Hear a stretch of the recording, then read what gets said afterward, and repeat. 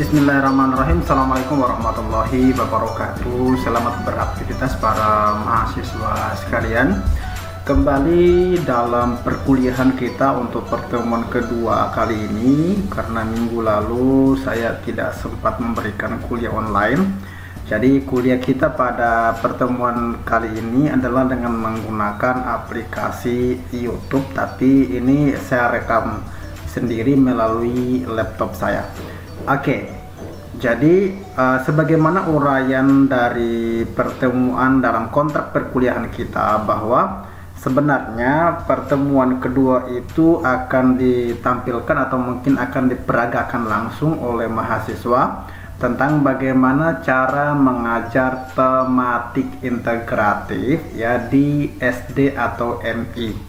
Jadi mungkin teman-teman mahasiswa pernah melihat buku adiknya atau sepupunya yang duduk di SD. Jadi umumnya dalam kurikulum 2013 ya, karena sekarang itu sebenarnya telah berlaku umum kurikulum 2013. Jadi dalam kurikulum 2013 itu disediakan buku itu yang diedarkan langsung oleh Kemendikbud sebenarnya.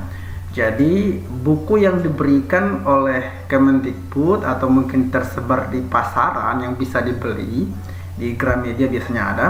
Jadi itu ada buku misalnya per tema ya. Jadi bukunya itu satu semester biasanya temanya banyak. Jadi misalnya ada berapa tema. Jadi pada kesempatan kali ini saya membedah dulu buku dari pertemuan pertama di kelas 1 SD ya. Buku pertama temanya tentang diriku. Jadi tema 1 tentang diriku. Ada lagi tema-tema lain sampai tema 6. Jadi nanti bagaimana uraian waktu pertemuan rencananya. Jadi silakan guru mengalokasikan waktu sesuai dengan kebutuhan. Kiranya materi ini akan habis dalam berapa pertemuan. Oke.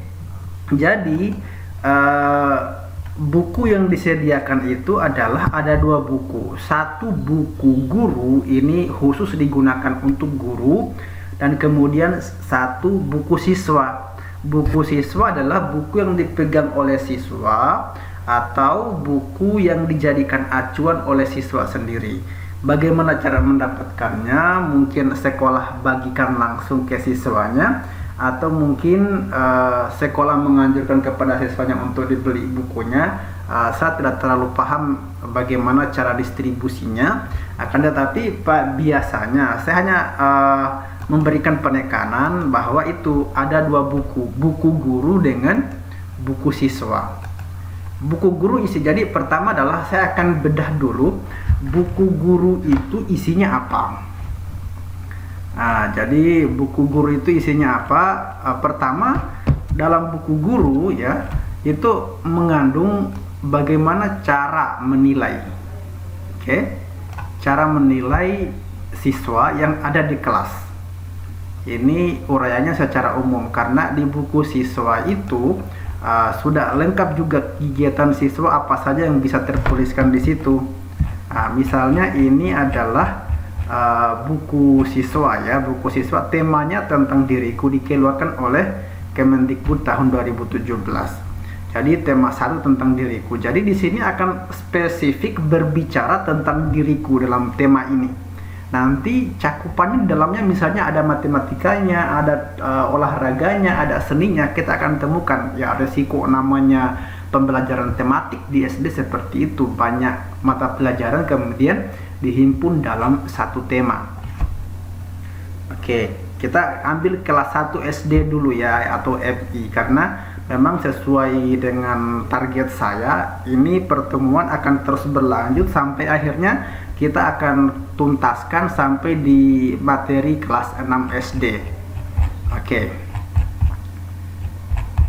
Ini cuma pengarahan aja. Ini daftar temanya, daftar subtemanya. Jadi tema 1 tentang diriku itu ada 4 subtema.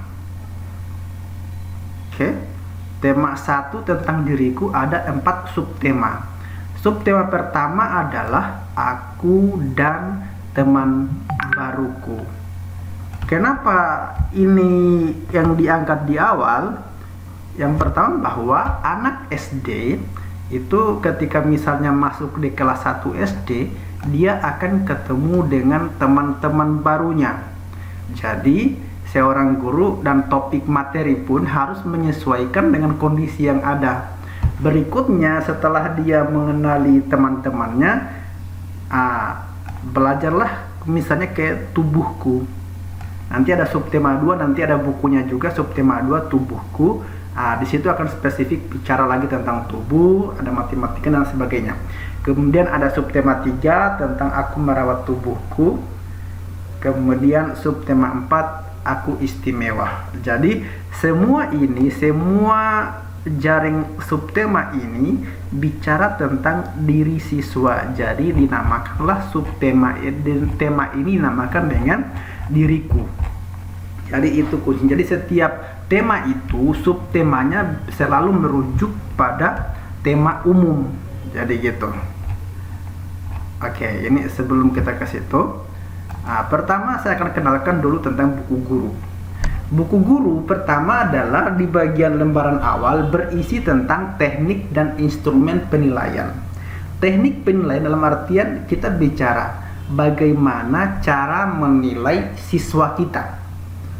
Kemudian ada instrumen penilaian. Instrumen itu adalah alat. Jadi alat penilai. Jadi kalau misalnya bicara teknik dan instrumen penilaian itu bicara tentang bagaimana cara menilai siswa, oke?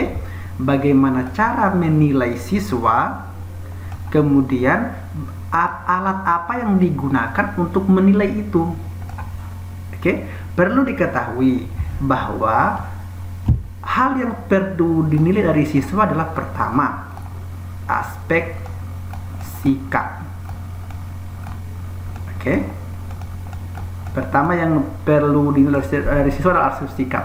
Kemudian berikutnya aspek pengetahuan. Oke. Berikutnya yang ketiga, aspek yang perlu dinilai dari siswa adalah keterampilan.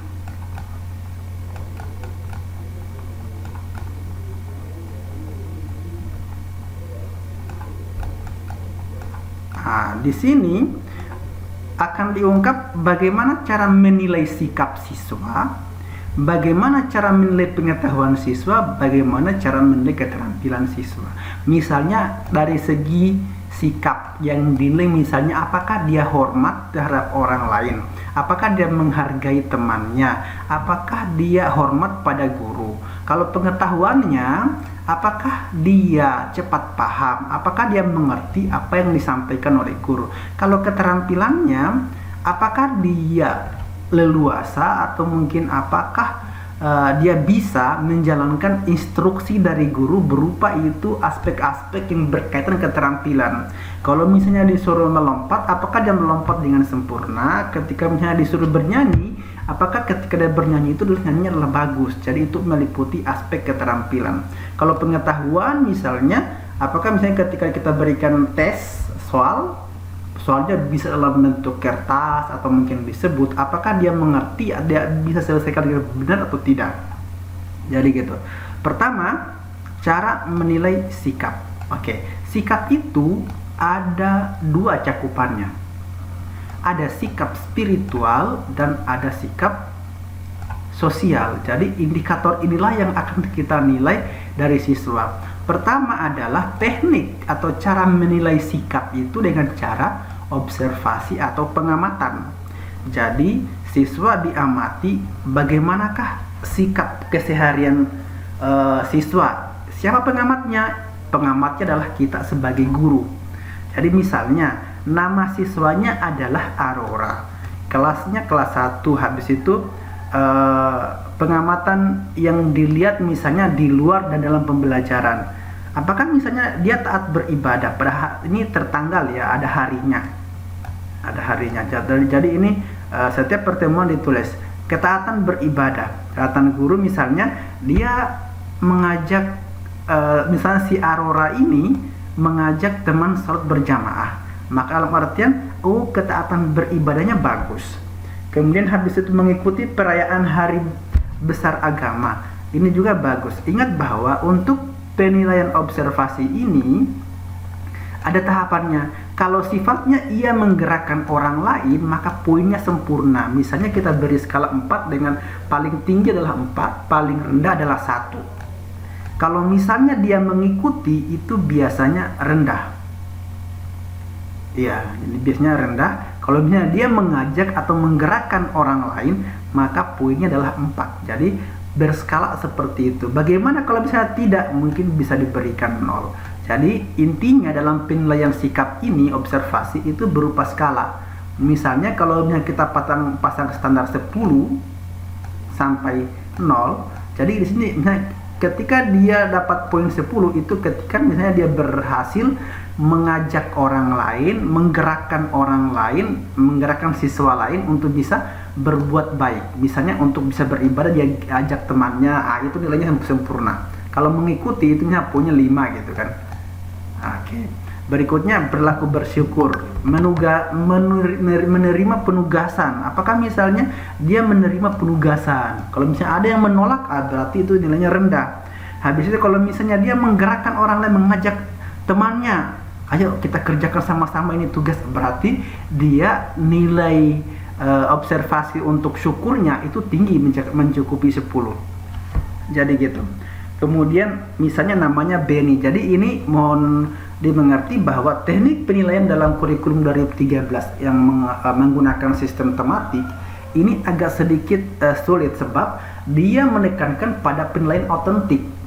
Penilaian otentik adalah penilaian yang asli, yang memang betul dilihat dengan mata sendiri, atau mungkin itu benar-benar terjadi dalam kelas.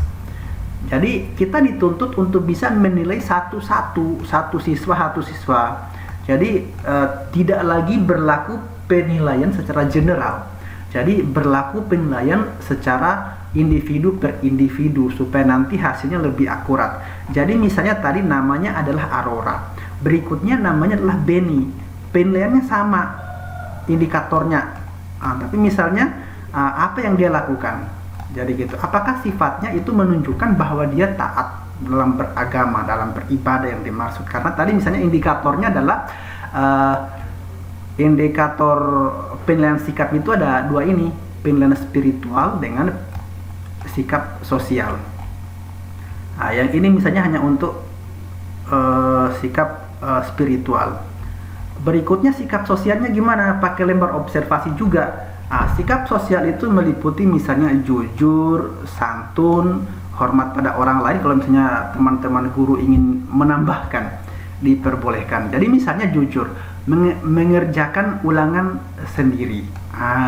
Ini misalnya kita beri skala, misalnya kita ini sebagai seorang guru kita berhak buat skala ya. Skalanya misalnya paling tinggi 10, paling rendah 1. Mengerjakan ulangan sendiri, misalnya ini adalah kita kasih poin 5. Oke, karena masih ada yang lebih tinggi. Misalnya yang lebih tinggi itu adalah misalnya gini, melarang teman untuk menyontek. Itu kegiatan-kegiatan menggerakkan seperti itu. Atau paling tinggi berikutnya mengajak teman untuk bekerja sendiri. Itu paling tinggi poinnya. Karena kenapa? Dia sudah mulai menyadari untuk menggerakkan orang lain. Jadi gitu. Kalau misalnya dia mencontek, misalnya kasih 0 gitu kan. Jadi ini teknik memberikan nilai pada anak-anak sekolah. Misalnya dia berbohong, berbohong itu kita kasih nilai berapa? Misalnya 0. Jadi sebisa mungkin dalam beberapa cakupan ini kita bisa memberikan skala sebenarnya. Tapi kalau misalnya dalam bentuk deskriptif boleh juga, akan tetapi di sini ada catatan guru. Oke, catatan guru nanti diakumulasi atau hasil akhir rangkuman dari penilaian observasi ini akan dituliskan dalam raport, karena raport sekarang juga menggunakan sistem penilaian deskriptif untuk aspek sikap. Berikutnya misalnya si Dayu. Jadi ini satu-satu, Aurora lagi, baru habis itu Dayu lagi. Jadi untuk memang disadari penilaian dalam kurikulum 13 itu agak ribet. belum menemukan pola yang tepat bagaimana mendesain penilaian, instrumen penilaian yang agak sedikit praktis untuk digunakan. Kemudian itu tadi aspek sikap, kemudian itu tadi observasi, kemudian ada jurnal. Jurnal inilah yang digunakan untuk merangkum daripada apa yang menjadi perilaku hasil observasi tadi dari masing-masing siswa per hari, per tanggalnya misalnya. Contoh format jurnal sikap sosial ini misalnya sikap spiritual. Jadi tiap harinya diamati. Habis itu ini misalnya sikap sosialnya ada, jadi ada instrumen penilaiannya itu satu-satu. Kalau misalnya jurnalnya itu semua siswa sudah masuk ke situ per tanggal pertemuan di sekolah. Jadi langkah-langkahnya adalah teknik memberikan penilaian kepada siswa. Itu pertama kita ada observasi harian. Jadi ketika mahasiswa atau teman-teman mengajar, itu tiap hari teman-teman harus bisa menghasilkan hasil observasi sikap. Jadi misalnya pertemuan hari ini si Edo begini, si Aurora seperti ini, si Dayu seperti ini. Jadi itu nanti dalam bentuk observasi harian. Hasilnya nanti direkap menjadi jurnal harian. Kalau tadi hasil observasinya per siswa 1, 2, 3. Kalau di sini sudah direkap dalam satu kelas 1 hari pertemuan. Kemudian berikutnya direkap dalam bentuk rekap jurnal semester. 1 semester di sini sudah terampung. Oh, ini perilakunya anak ini selama beberapa pertemuan di kelas ini seperti ini. Jadi direkap dalam 1 semester. Setelah 1 semester berikutnya ketika misalnya ada rapat untuk kenaikan kelas, atau biasanya setelah ulangan semester itu ada rapat dewan guru, maka rekap ini dibawa dalam rapat dewan guru. Setelah itu nanti akan dituliskan dalam deskripsi sikap di buku raport siswa. Jadi seperti itu untuk hasil observasi sikap siswa selama belajar di kelas. Oke. Tadi untuk teknik penilaian dalam K13 ini untuk penilaian sikap, itu pertama tadi adalah observasi. Yang kedua itu teknik penilaian adalah menggunakan penilaian diri. Penilaian diri ini biasanya menggunakan sistem angket atau kuesioner. Misalnya gini, jadi kita sudah menyusun kuesioner atau angket yang seperti ini ya.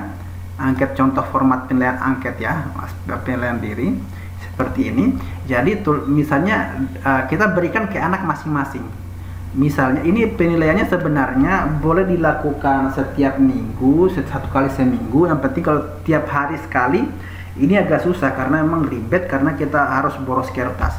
Boleh diberikan tiap bulan, 1 kali sebulan, atau mungkin kalau misalnya agak sedikit banyak kertas bisa juga menggunakan 1 kali 1 minggu, atau pokoknya dia paling sedikit 1 semester itu 1 kali penilaian diri.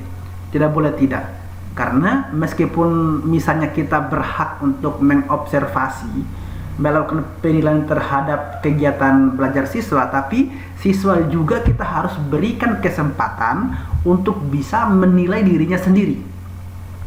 Jangan sampai justifikasi seorang guru justru berbeda dengan pendapat seorang siswa itu sendiri. Jadi misalnya di sini ada di kolom nama. Jadi siswa menuliskan namanya di bagian nama sebagai identitasnya, kemudian kelasnya, kemudian semesternya sekarang semester berapa. Misalnya semester 1 atau semester 2. Kemudian seorang anak akan memberikan checklist. Misalnya, pertanyaannya adalah saya selalu berdoa sebelum melakukan aktivitas. Siswa akan mengatakan antara iya atau tidak. Jadi biarkan siswa menilai sendiri. Artinya dia belajar untuk jujur pada dirinya sendiri. Jadi dia tinggal mencentang apakah misalnya dia selalu berdoa. Kalau misalnya selalu berdoa berarti ya, kalau misalnya tidak berarti tidak. Habis itu misalnya ada lagi ini untuk menilai aspek spiritual. Misalnya saya menghargai teman yang berbeda agama untuk dalam berdoa. Apakah misalnya dia betul dia mengatakan iya atau tidak. Jadi kalau meskipun misalnya kita akan menemukan anak yang yang tidak akan berlaku jujur, mungkin dia akan centang semuanya, saya menghargai, saya selalu berdoa, tidak masalah, biarkan dia untuk menilai dirinya sendiri. Jadi kemudian misalnya ada lagi pertanyaan, saya menyelesaikan tugas tepat waktu.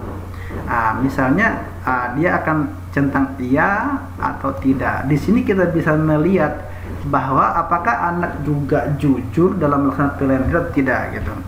Kemudian beberapa pertanyaan lain, silakan Bapak Ibu guru nanti mendesain ya, atau mungkin teman-teman mahasiswa mendesain kira-kira pertanyaan apa saja yang akan dimasukkan dalam angket penilaian diri ini. Beri kesempatan kepada anak untuk bisa mengukur, untuk bisa menilai sejauh mana sikap spiritual dan sikap sosialnya dia. Berikutnya penilaian pengetahuan dan keterampilan. Jadi tadi ya saya simpulkan untuk penilaian sikap. Penilaian sikap itu ada dua, ada penilaian spiritual, ada penilaian sosial. Jadi gitu ya. Kemudian berikutnya teknik penilaiannya itu ada dua. Yang pertama observasi, jadi guru mengobservasi atau mengamati secara langsung kegiatan sikap siswa. Kemudian berikutnya setelah observasi itu ada penilaian diri. Jadi siswa belajar untuk menilai dirinya sendiri. Itu aspek sikap. Berikutnya ada aspek pengetahuan. Oke. Kalau pengetahuan itu biasanya guru bisa menggunakan instrumennya, instrumen yang digunakan guru atau alat yang digunakan untuk mengukur atau menilai aspek pengetahuan anak itu bisa menggunakan tes tertulis misalnya. Jadi dalam tes tertulis guru mendesain soal-soal, mungkin pertama bisa memilih salah benar, jadi tergantung guru memilih format penilaian seperti apa. Kemudian bisa mencocokkan atau menjodohkan atau mungkin dalam bentuk lainnya, silahkan. Jadi guru di sini berhak menentukan bagaimana cara untuk bisa menilai atau mengukur paham tidaknya siswa kita terhadap materi yang kita sampaikan. Kemudian habis itu misalnya dalam tes tertulis juga ada boleh mensuplai jawaban atau melengkapi jawaban. Kalau misalnya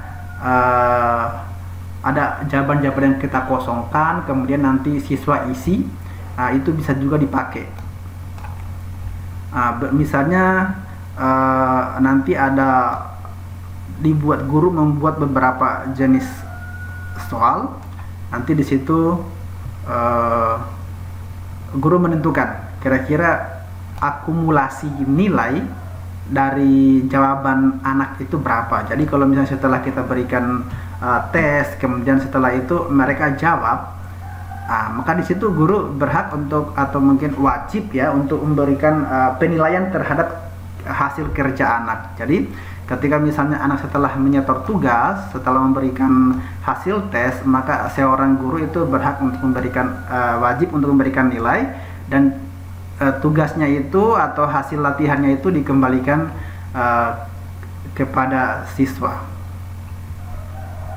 Jadi misalnya dalam suatu rentang nilai kita beri skor, misalnya nilai paling rendah adalah 0 dan paling tinggi adalah 100. Jadi untuk memberikan bagaimana cara menghitung nilainya, jadi silakan misalnya ada berapa nomor yang diberikan kepada siswa. Misalnya ada 5 nomor, habis itu untuk menentukan berapa hasil akhir dari nilai siswa itu silakan dibagi. Skor, berapa skor, akumulasi skor ya, akumulasi skor atau hasil seluruh skor yang didapatkan oleh si anak, kemudian dibagi dengan skor maksimum. Skor maksimum itu misalnya dia berapa yang paling tingginya, nanti dikali dengan 100, disitulah nanti dapat nilai maksimum yang didapatkan oleh anak dari hasil kerjanya. Oke, jadi tadi adalah boleh menggunakan tes tertulis kalau untuk aspek pengetahuan. Berikutnya untuk bisa juga kalau misalnya guru ingin menggunakan cara lain untuk mengukur atau mengecek keberhasilan guru dulu dalam mengajar, untuk utamanya dalam aspek pemahaman, bisa menggunakan tes lisan. Oke, tes lisan ini bisa disampaikan langsung oleh guru kepada anaknya. Selanjutnya anak bisa memberikan jawaban. Misalnya seperti ini. Pada subtema 1 tentang misalnya teman baru, itu misalnya guru bertanya, "Sudahkah kamu mengenal teman barumu?" Kemudian sambil menunjuk seorang siswa, kemudian seorang siswa menjawab iya. Kemudian bisa disebutkan nama teman barumu. Jadi dia bisa menyebutkan nama temannya, teman 1, teman pertama, teman kedua, teman ketiga. Nanti seberapa banyak dia kenal, itulah yang mencukupi bahwa setingkat itulah pengetahuannya. Jadi di sini tes lisan bisa diberikan kalau misalnya kita bicara pada anak SD. Kemudian berikutnya untuk teknik penilaian untuk pengetahuan, tadi ada tes tertulis, ada tes lisan. Bisa juga misalnya guru memberikan penugasan. Jadi kalau misalnya dilihat waktunya tidak cukup untuk bisa memberikan latihan kepada anak, maka bisa menggunakan penugasan. Penugasan ini bisa diberikan kepada anak di rumah, tapi ditekankan kepada orang tuanya bahwa misalnya tugasnya itu jangan dibantu atau dikhususkan untuk diselesaikan sendiri oleh sang anak. Jadi istilahnya orang tua nantinya hanya sebagai pengamat yang mengarahkan anak untuk menyelesaikan tugasnya, tidak turut membantu. Jadi seperti itu. Karena sasarannya adalah kita ingin menilai seberapa besar pemahaman anak selama belajar di sekolah, bukan hasil tanya jawab dengan orang tuanya. Nanti kalau misalnya seperti itu, akan kita buat tiap subtemanya, kita buat subtema di situ langsung sekaligus diberikan nilai, supaya nanti kan tadi kalau misalnya aspek sikap ada jurnalnya, ya ada jurnal tiap subbabnya, tiap subtemanya. Jadi di sini juga ada akumulasinya. Misalnya nama siswa si Aldo misalnya. Jadi ini ada kriteria tuntas tidak tuntas, bergantung pada misalnya kita menentukan KKM atau tidak. Kalau misalnya tidak, pokoknya diperkirakan siswa lebih tahu tentang pemahaman daripada guru lebih tahu tentang pemahaman dari siswanya. Misalnya kriteria 1 misalnya aspek sikap, kemudian habis itu aspek pengetahuan, aspek keterampilan. Nanti di situ lihat apakah sudah tuntas atau mungkin belum tuntas. Nanti hasil daripada catatan ini, jurnal ini akan dijadikan sebagai bahan evaluasi bagi seorang guru untuk merancang pembelajaran pada subtema berikutnya. Kemudian kalau misalnya ke penilaian keterampilan, tapi sebelum saya masuk ke penilaian keterampilan, saya menyimpulkan dulu tentang penilaian dalam aspek pengetahuan. Jadi pertama, untuk pengetahuan itu bisa menggunakan tes tulis. Jadi teknik penilaian untuk aspek pengetahuan ada tes tulis, kemudian habis itu ada tes lisan, kemudian ada penugasan. Itu untuk aspek pengetahuan. Berikutnya untuk aspek keterampilan. Keterampilan di sini bisa diukur dengan menggunakan penilaian kinerja. Misalnya ini untuk mengukur capaian belajar berupa keterampilan proses atau mungkin keterampilan hasil daripada kegiatan belajar. Jadi seorang guru itu melihat kinerja anak atau keterampilan anak ketika belajar di kelas. Dalam penilaian ini bahwa peserta didik untuk mendemonstrasikan pengetahuan. Jadi misalnya kita sudah belajar tentang bagaimana cara merancang, ya, bagaimana cara supaya misalnya belajar itu lebih berarti, atau misalnya ketika seorang anak disuruh untuk bernyanyi, apakah dia memperagakan dengan bagus atau tidak. Jadi boleh menggunakan penilaian kinerja. Jadi di sini bisa bersifat unjuk kerja. Nanti instrumennya bisa berupa rubrik. Jadi misalnya kemampuan memperkenalkan diri.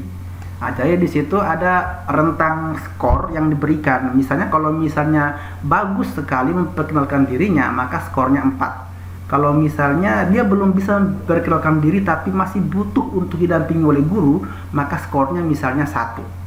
Jadi di sini seorang guru harus bisa melihat dengan jeli kemampuan siswa itu sampai di mana. Jadi di sini kita memberikan kriteria. Jadi untuk aspek keterampilan ini sebenarnya nilainya bisa deskriptif, bisa juga nanti adalah dalam bentuk skala karena kita sudah buat rubrik penilaian.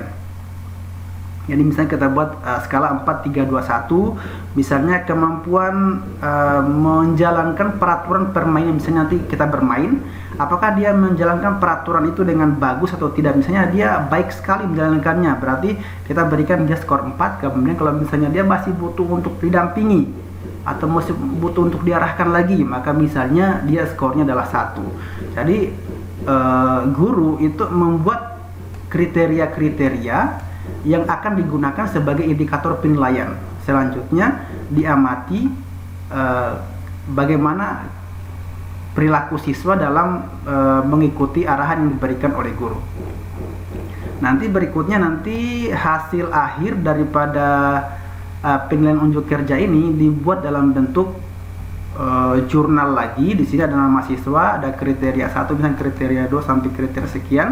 Siswa itu dapat nilai berapa, supaya nanti ada bukti keautentikan bahwa penilaian ini betul-betul dilakukan dengan secara langsung di kelas.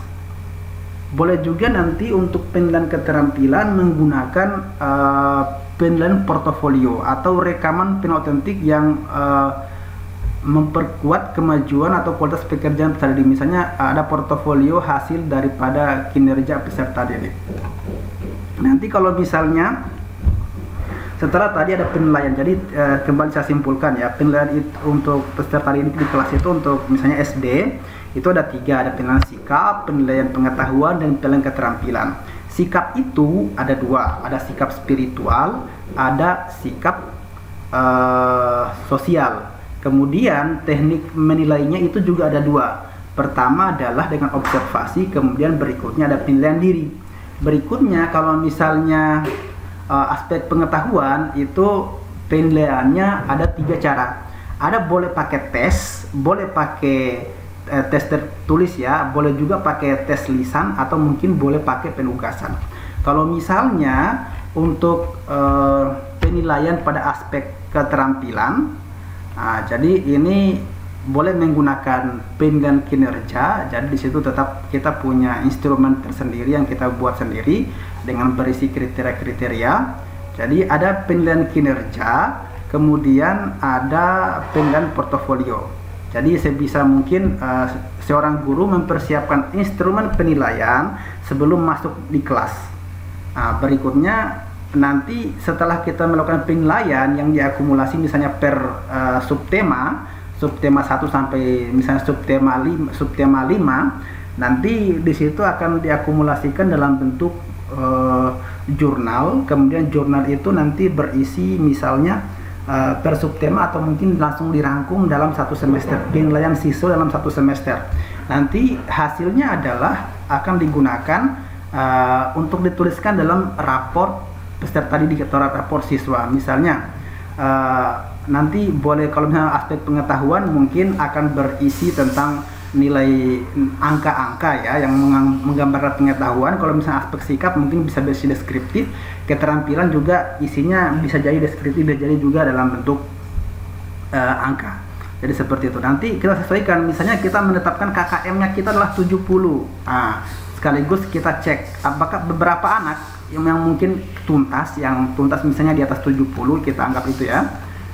Misalnya KKM kita adalah 70 KKM 70, berarti kita cek siswa yang tuntas adalah siswa yang di atas 70. Yang enggak tuntas itu berarti siswa yang di bawah, nilai akumulasinya adalah di bawah 70. Jadi seperti itu. Jadi di sini setelah misalnya kita lakukan penilaian, ada yang tuntas, ada yang tidak, kita lagi memberikan persentase. Berapa anak atau berapa siswa yang tuntas dan berapa siswa yang tidak tuntas. Siswa yang tidak tuntas itu nantinya tergantung kita akan mengambil sikap apa, dikembalikan kepada seorang guru. KKM sendiri ya, KKM sendiri itu sebenarnya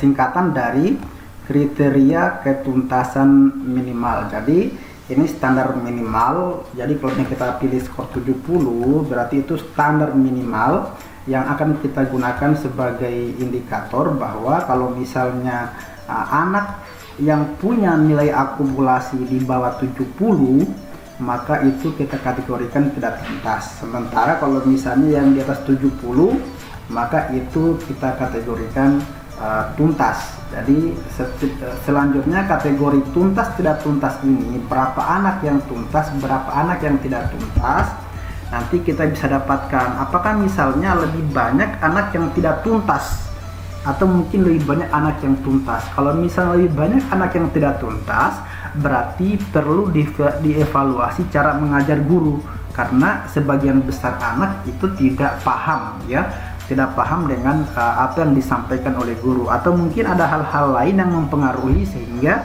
anak tidak bisa menyelesaikan beberapa tes yang kita berikan. Jadi untuk pertemuan kita pada pertemuan kedua ini hanya berkisar pada teknik dan instrumen penilaian. Nanti minggu depan kita akan masuk bagaimana memetakan kompetensi inti dan kompetensi dasar dari masing-masing subtema. Jadi untuk pertemuan kita pada kesempatan ini kita akhiri dulu. Kalau misalnya nanti ada pertanyaan, silakan kita bahas di grup WhatsApp. Demikian, billahi taufiq wal hidayah. Assalamualaikum warahmatullahi wabarakatuh.